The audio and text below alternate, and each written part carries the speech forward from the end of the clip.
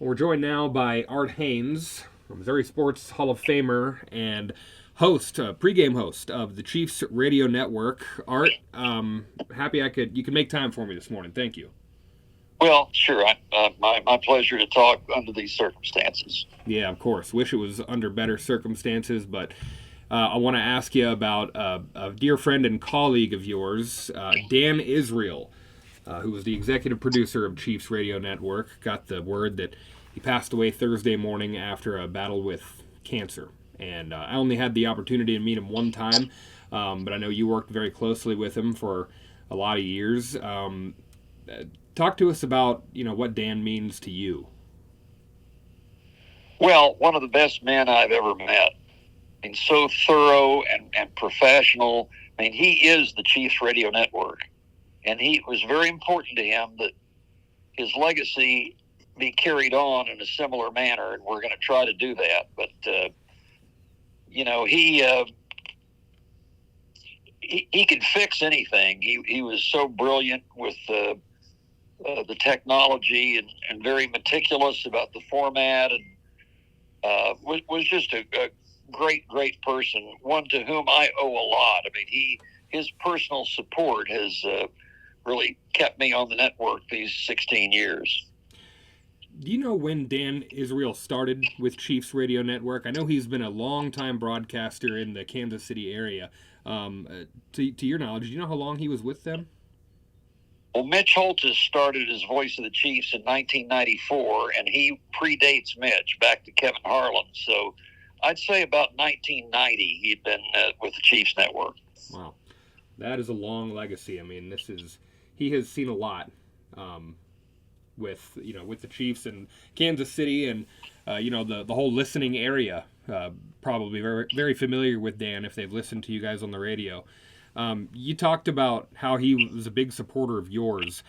I guess going back to when you started, what was your relationship like with him when you began? Well, ironically, he was against hiring me because he didn't know who I was, and he was partial to the guy I was replacing. But we bonded pretty quickly.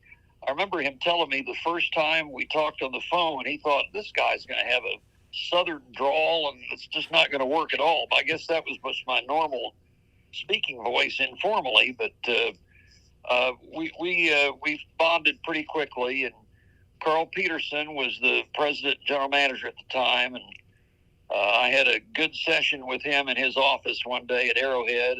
We talked football and Chiefs history and kind of won him over that I knew about the Chiefs and was passionate about it. So, yeah, that was back in 2008. Those are some memorable times.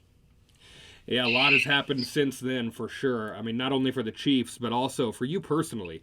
I mean, you're still battling a health condition that first you first had a run-in with in 2022. Is that correct?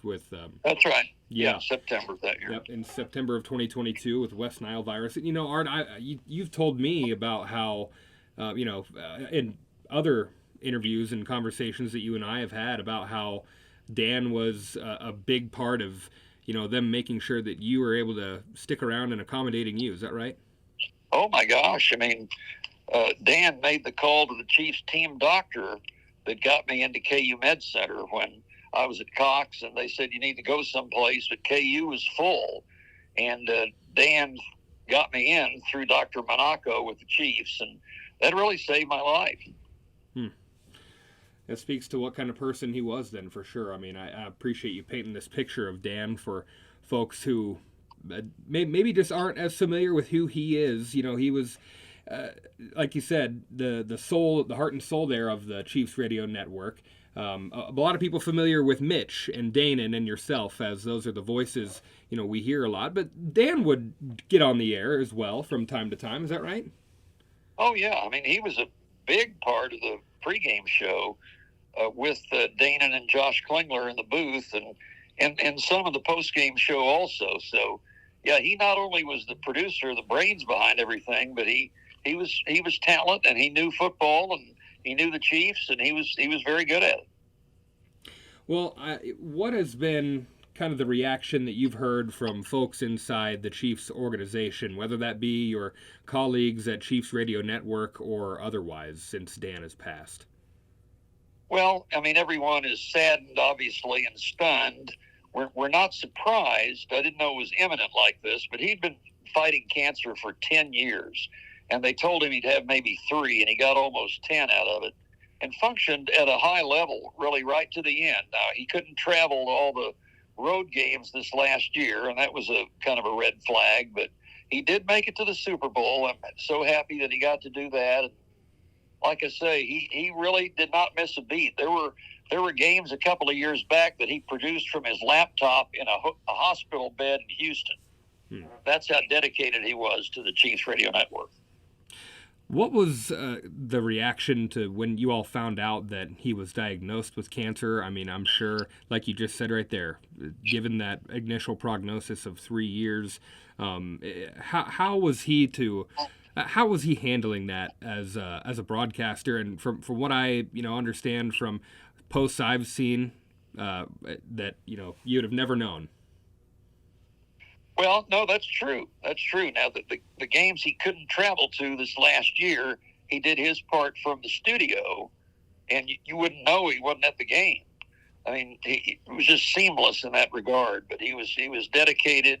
But in answer to your question, I mean, we've been fearing this and praying for him for years, and he'd get into remission, and that was good, and then it would come back, and unfortunately, that's what happens a lot of the time with cancer. Do you have any stories that you want to share with Dan? Anything, good memories with him over the years in your near 2 decades of working with him?